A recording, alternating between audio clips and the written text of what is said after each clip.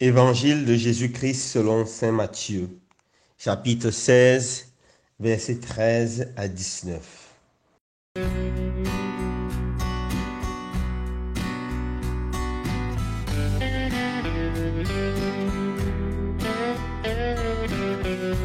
En ce temps-là, Jésus arrive dans la région de César de Philippe, demandait à ses disciples, au dit des gens, qui est le Fils de l'homme? Ils répondirent, pour les uns, Jean le Baptiste, pour d'autres, Élie, pour d'autres encore, Jérémie ou l'un des prophètes. Jésus leur demanda, et vous, que dites-vous? Pour vous, qui suis-je? Alors Simon-Pierre prit la parole et dit, tu es le Christ, le Fils du Dieu vivant. Prenant la parole à son tour, Jésus lui dit, heureux es-tu, Simon, fils de Jonas. Ce n'est pas la chair et le sang qui t'ont révélé cela, mais mon Père qui est aux cieux. Et moi, je te le déclare, tu es pierre, et sur cette pierre, je bâtirai mon église, et la puissance de la mort ne l'emportera pas sur elle. Je te donnerai les clés du royaume des cieux. Tout ce que tu auras lié sur la terre sera lié dans les cieux, et tout ce que tu auras délié sur la terre sera délié dans les cieux. Acclamons la parole de Dieu. Louange à toi, Seigneur Jésus.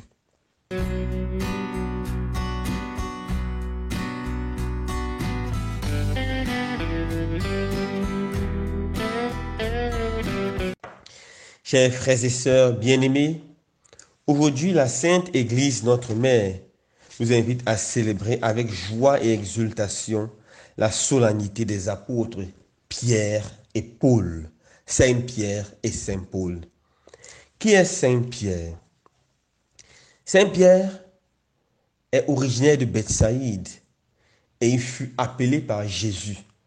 C'est le frère d'André. Et dans le groupe des apôtres, Jésus lui a donné la grâce ou la prérogative d'être le chef, le responsable.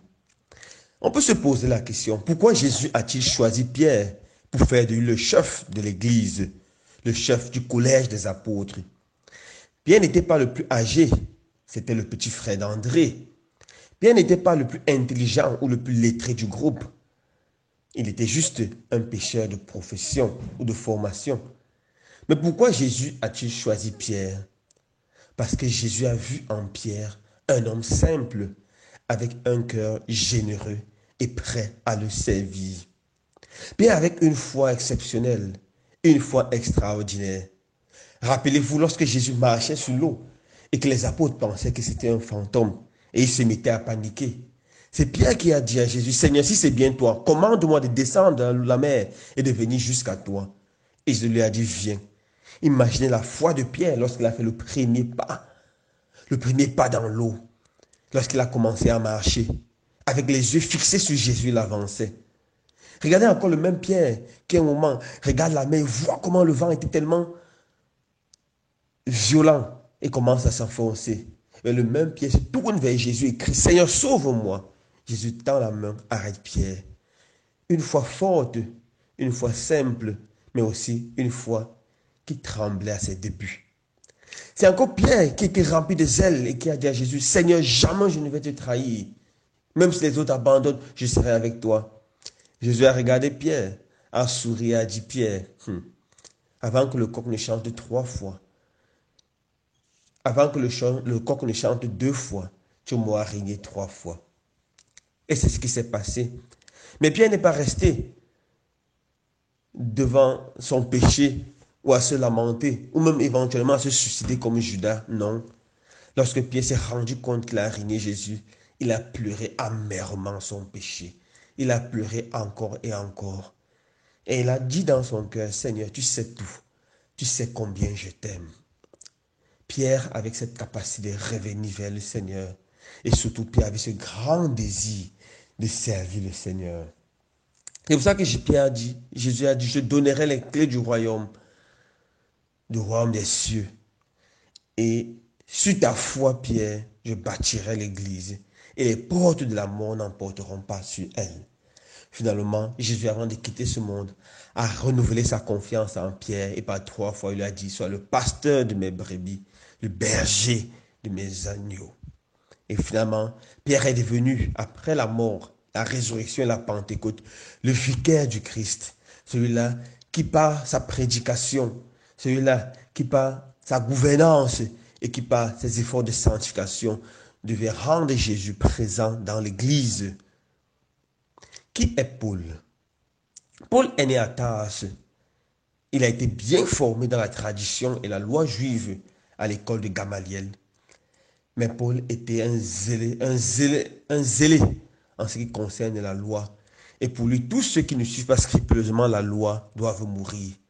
Paul était un intolérant dans la religion, jusqu'au jour où il rencontre le Seigneur sur le chemin de Damas. Il allait justement à Damas pour arrêter les chrétiens, les emprisonner, détruire l'église naissante. Et là, Jésus lui dit, Paul, Paul, pourquoi me persécutes-tu? Là, Paul prend conscience de la laideur de son péché. Paul se convertit, se fait baptiser. Il changera également de nom. Il passera du nom de Saul au nom de Paul. Et il mettra tout son zèle, toute sa détermination, cette fois-ci à prêcher l'évangile. Il voyagera jour et nuit, dans la pluie, dans les tempêtes, dans les terres des brigands. Il affrontera toutes sortes de dangers pour aller porter l'évangile, la bonne nouvelle de Dieu. Paul ira jusqu'à Rome et c'est à Rome que Paul sera martyrisé. Pierre mourra quelques années avant Paul. La tradition dit que Pierre mort dans les années 64, en 64-67, et Paul est mort certainement en 67. Ils seront tous martyrisés sous l'empereur Néron. Et la basilique Saint-Pierre de Rome est construite sur le tombeau de Pierre. La basilique Saint-Paul, hors des murs, est construite sur le tombeau de Paul. C'est pour ça que la ville de Rome, c'est le centre du christianisme. Alors, que retenir de ces deux grands personnages? Le Seigneur n'appelle pas les gens qualifiés, mais il rend qualifiés ceux qu'il appelle, la première chose. Ou il qualifie ceux qu'il appelle. Le Seigneur appelle les hommes selon leur cœur, le cœur prêt à le servir, le cœur prêt à l'aventure avec Dieu. Frères et sœurs bien-aimés, sommes-nous prêts à commencer une aventure spéciale avec le Seigneur? Sommes-nous prêts à nous dévouer pour nos frères? Sommes-nous prêts à laisser notre foi grandir et devenir aussi grande, aussi belle que celle de Pierre? Sommes-nous prêts à nous consacrer à l'annonce de l'évangile par nos paroles, par nos actes et surtout par notre façon de vivre comme Paul? Que le Seigneur nous bénisse et nous donne de pouvoir être des témoins de son amour. Que le Seigneur bénisse tous nos frères et sœurs qui portent le nom Pierre et Paul et fasse d'eux des témoins de son amour. Que le Seigneur veille sur le pape qui est le successeur de Saint-Pierre et fasse de lui toujours un témoin fort de son amour. Qu'en ce jour, toute l'Église se réjouisse avec ses apôtres, piliers de la foi catholique. Loué soit Jésus-Christ.